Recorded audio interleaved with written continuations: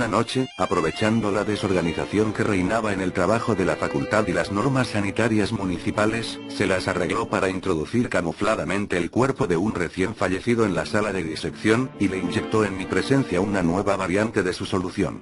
El cadáver abrió efectivamente los ojos, aunque se limitó a fijarlos en el techo con expresión de paralizado horror, antes de caer en una inercia de la que nada fue capaz de sacarle, pues dijo que no era suficientemente fresco. El aire caliente del verano no beneficia a los cadáveres. Esa vez estuvieron a punto de sorprendernos antes de incinerar los despojos, y West no consideró aconsejable repetir esta utilización indebida del laboratorio de la facultad. El apogeo de la epidemia tuvo lugar en agosto. West y yo estuvimos a punto de sucumbir en cuanto al Dr. Halsey falleció el día 14.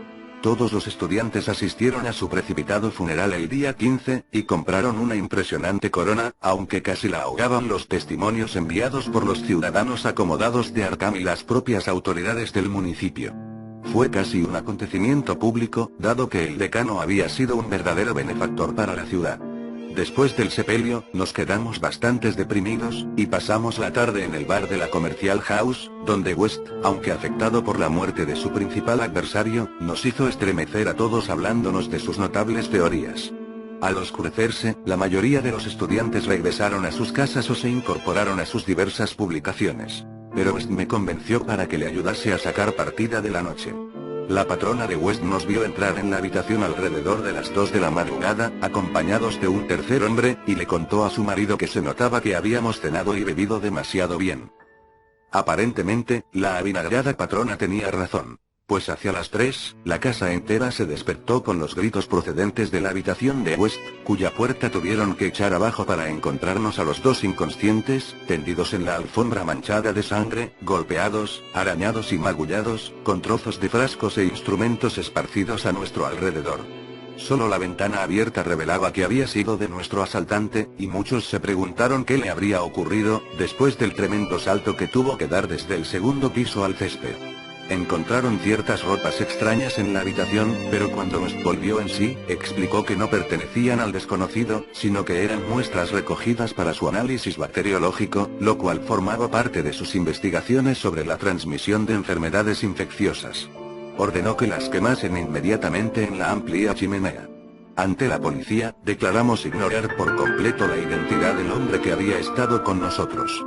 West explicó con nerviosismo que se trataba de un extranjero afable al que habíamos conocido en un bar de la ciudad que no recordábamos. Habíamos pasado un rato algo alegres y West y yo no queríamos que detuviesen a nuestro belicoso compañero. Esa misma noche presenciamos el comienzo del segundo horror de Arkham. Horror que, para mí, iba a eclipsar a la misma epidemia. El cementerio de la Iglesia de Cristo fue escenario de un horrible asesinato. Un vigilante había muerto a arañazos, no solo de manera indescriptiblemente espantosa, sino que había dudas de que el agresor fuese un ser humano. La víctima había sido vista con vida bastante después de la medianoche, descubriéndose el incalificable hecho al amanecer. Se interrogó al director de un circo instalado en el vecino pueblo de Bolton, pero este juró que ninguno de sus animales se había escapado de su jaula. Quienes encontraron el cadáver observaron un rastro de sangre que conducía a la tumba reciente, en cuyo cemento había un pequeño charco rojo, justo delante de la entrada. Otro rastro más pequeño se alejaba en dirección al bosque, pero se perdía enseguida. A la noche siguiente, los demonios danzaron sobre los tejados de Arkham, y una desenfrenada locura aulló en el viento. Por la enfebrecida ciudad anduvo suelta una maldición, de la que unos dijeron que era más grande que la peste, y otros murmuraban que era el espíritu encarnado del mismo mal. Un ser abominable penetró en 8 casas sembrando la muerte roja a su paso, dejando atrás el mudo y sádico monstruo un total de 17 cadáveres, y huyendo después. Algunas personas que llegaron a verle en la oscuridad dijeron que era blanco y como un mono mal formado o monstruo antropomorfo. No había dejado entero a nadie de cuantos había atacado, ya que a veces había sentido hambre. El número de víctimas ascendía a 14. A las otras 3 las había encontrado ya muertas al irrumpir en sus casas, víctimas de la enfermedad. La tercera noche, los frenéticos grupos dirigidos por la policía lograron capturarle en una casa de Crane Street, cerca del campus universitario. Habían organizado la batida con toda minuciosidad, manteniéndose en contacto mediante puestos voluntarios de teléfono. Y cuando alguien del distrito de la universidad informó que había oído arañar en una ventana cerrada, desplegaron inmediatamente la red. Debido a las precauciones y a la alarma general, no hubo más que otras 2 víctimas, y la captura se efectuó sin más accidentes. La criatura fue detenida finalmente por una bala, aunque no acabó con su vida, y fue trasladada al hospital local, en medio del furor y la abominación generales, porque aquel ser había sido humano. Esto quedó claro, a pesar de sus ojos repugnantes, su mutismo simiesco, y su salvajismo demoníaco. Le vendaron la herida y trasladaron al manicomio de Sefton, donde estuvo golpeándose la cabeza contra las paredes de una celda acolchada durante 16 años, hasta un reciente accidente, a causa del cual escapó en circunstancias de las cuales a nadie le gusta hablar. Lo que más repugnó a quienes lo atraparon en Arkham fue que, al limpiarle la cara a la monstruosa criatura, observaron en ella una semejanza increíble y burlesca con un mártir sabio y abnegado al que habían enterrado hacía 3 días el difunto Dr. Ian Halsey, benefactor público y decano de la Facultad de Medicina de la Universidad Miskatonic. Para el desaparecido Herbert West, y para mí, la repugnancia y el horror fueron indecibles. Aún me estremezco, esta noche, mientras pienso en todo ello, y tiemblo más aún de lo que temblé aquella mañana en que West murmuró entre sus vendajes. Maldita sea, no estaba bastante fresco. Capítulo 3. 6 disparos a la luz de la luna. No es corriente descargar los 6 tiros de un revólver con toda precipitación, cuando uno solo habría sido sin duda suficiente. Pero hubo muchas cosas en la vida de Herbert West que no eran corrientes. No es habitual, por ejemplo, que un médico recién salido de la universidad se vea obligado a ocultar los motivos que le impulsan a elegir determinada casa y consulta. Sin embargo, ese fue el caso de Herbert West. Cuando obtuvimos él y yo el título de la Facultad de Medicina de la Universidad Miskatonic, y tratamos de paliar nuestra penuria instalándonos como facultativos de medicina general, tuvimos mucho cuidado en ocultar que habíamos elegido nuestra casa por su aislamiento y su proximidad al cementerio. Un deseo de soledad de esta naturaleza rara vez carece de motivos.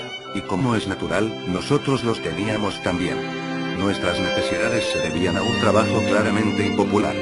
Externamente éramos médicos tan solo. Pero por debajo de esa superficie había objetivos de una importancia mucho más grande y terrible, ya que lo esencial en la vida de Herbert West era la búsqueda en las negras y prohibidas regiones de lo desconocido, en las que esperaba descubrir el secreto de la vida, y de devolver la animación perpetua al barro frío del cementerio. Una búsqueda de ese género requiere extraños materiales, entre ellos, cadáveres humanos recientes. Y para mantenerse abastecido de tales elementos indispensables, uno debe vivir discretamente, y no muy lejos de un lugar de enterramientos anónimos. West y yo nos habíamos conocido en la universidad, y fui el único que simpatizó con sus espantosos experimentos. Gradualmente me había convertido en su ayudante inesperado, y ahora que abandonábamos la universidad teníamos que seguir juntos. No era fácil que 2 doctores encontraran salida juntos. Pero finalmente, por influencia de la universidad, se nos proporcionó una consulta en Bolton, pueblo industrial próximo a Arkham, la sede universitaria. Las fábricas textiles de Bolton son las más grandes del valle de Miskatonic, y sus operarios políglotas no han sido jamás pacientes gratos para los médicos de la localidad. Elegimos nuestra casa con el mayor cuidado, y adoptamos finalmente un edificio ruinoso, próximo al final de Pond Street, a 5 números de nuestro vecino más cercano. Y separada del cementerio tan solo por una extensión de pradera cortada por una estrecha franja de espeso bosque que hay al norte. Dicha distancia era mayor de lo que hubiéramos deseado. Pero no encontramos una casa más cerca, a menos que nos hubiésemos instalado en el otro lado del prado, lo que quedaba muy retirado del distrito industrial. Pero no estábamos demasiado descontentos ya que no teníamos vecinos, entre nosotros y nuestra siniestra fuente de abastecimiento. El camino era algo largo, pero podíamos transportar nuestros mudos ejemplares sin que nadie nos molestase. Nuestro trabajo fue sorprendentemente abundante desde el principio mismo. Lo bastante abundante como para satisfacer a la mayoría de los jóvenes doctores, y lo bastante abundante para resultar un aburrimiento y una pesadez para aquellos estudiosos cuyo verdadero interés residía en otra cosa. Los trabajadores de las fábricas eran de inclinación algo turbulentas. Así que además de sus numerosas necesidades de asistencia médica, sus frecuentes golpes, cuchilladas y pendencias nos daban mucho trabajo. Pero lo que verdaderamente acaparaba nuestro interés era el laboratorio secreto que habíamos instalado en el sótano, un laboratorio con su mesa larga bajo las luces eléctricas donde, en las primeras horas de la madrugada, inyectábamos a menudo las diversas soluciones de West en las venas de los despojos que sacábamos de la fosa común.